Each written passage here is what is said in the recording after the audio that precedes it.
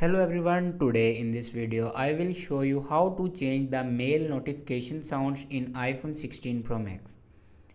So first of all, before watching this video, don't forget to subscribe the channel and also press the bell icon. So let's start the video. First of all, open settings and then scroll down in last and click on apps. After clicking on apps, scroll down and now click on mail, and here you can see the option notifications. Click on notifications and firstly allow notifications, and then in alert section you can see the option sounds. Click on sounds, and here you can change the mail notification sounds in iPhone 16 Pro Max.